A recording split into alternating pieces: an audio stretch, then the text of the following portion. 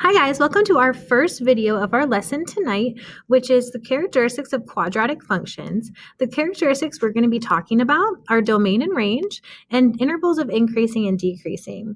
So domain and range should sound familiar to us. If we forgot, I put the definitions here again.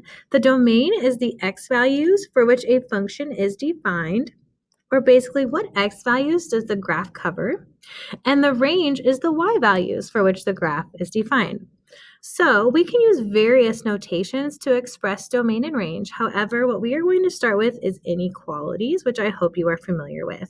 So I have graphed a parabola on the right, and I have given you the domain and range, so I'm going to talk about those.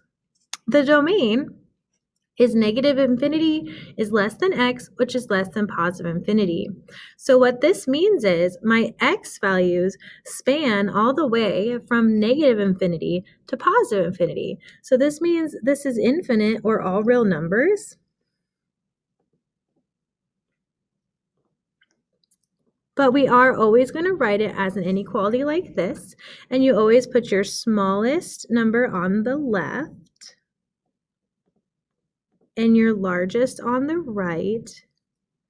And you always have your inequality signs opening toward the largest number with your x in the middle. The reason a parabola has a domain of all real numbers is because a parabola has arrows at the end. Even if they're not drawn, a parabola does go on forever, and it continues to go all the way to negative x values and never stops, hence why we write negative infinity.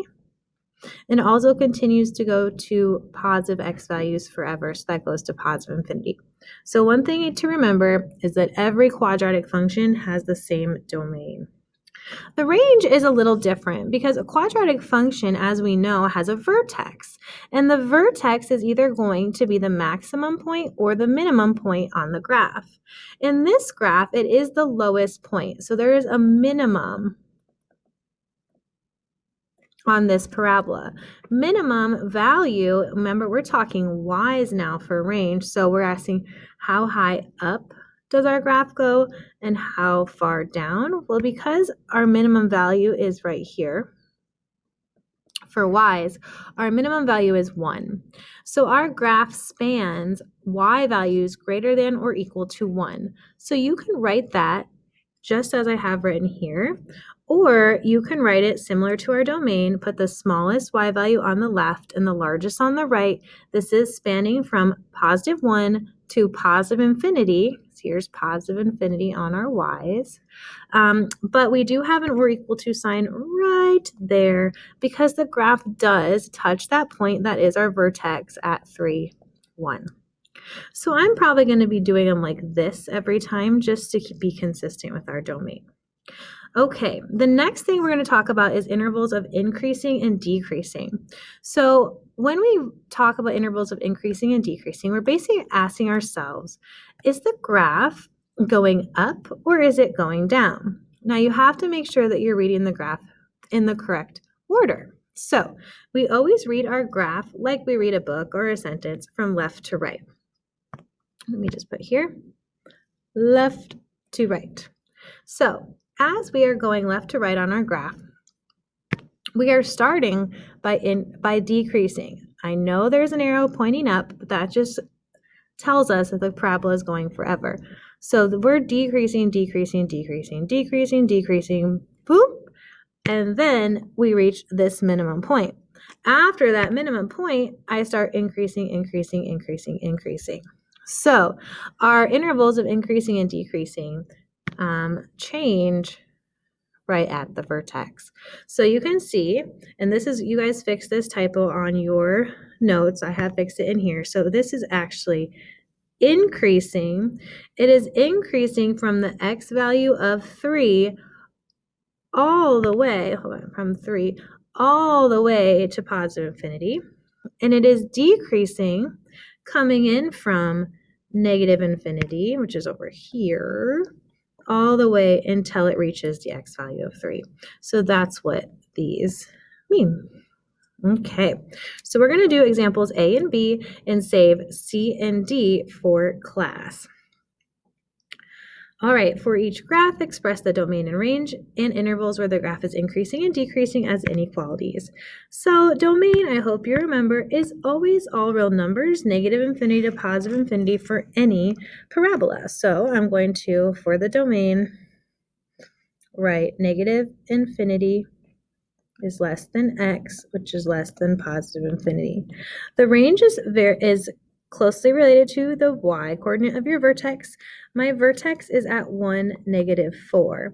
So this point right here, this is our minimum y value. So that's the lowest y value that my graph reaches. So that's going to start my range, -4, and then we go is less than or equal to y.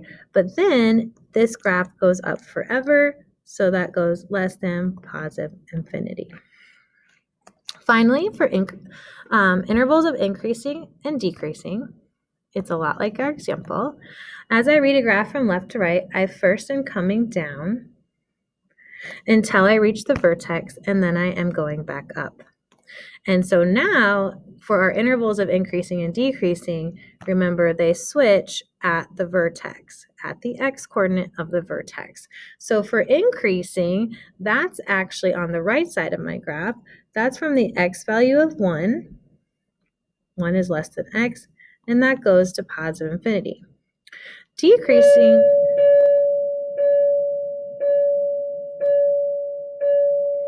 Decreasing is the left side of my graph, which starts at negative infinity and comes in until I reach the vertex at the x value of 1.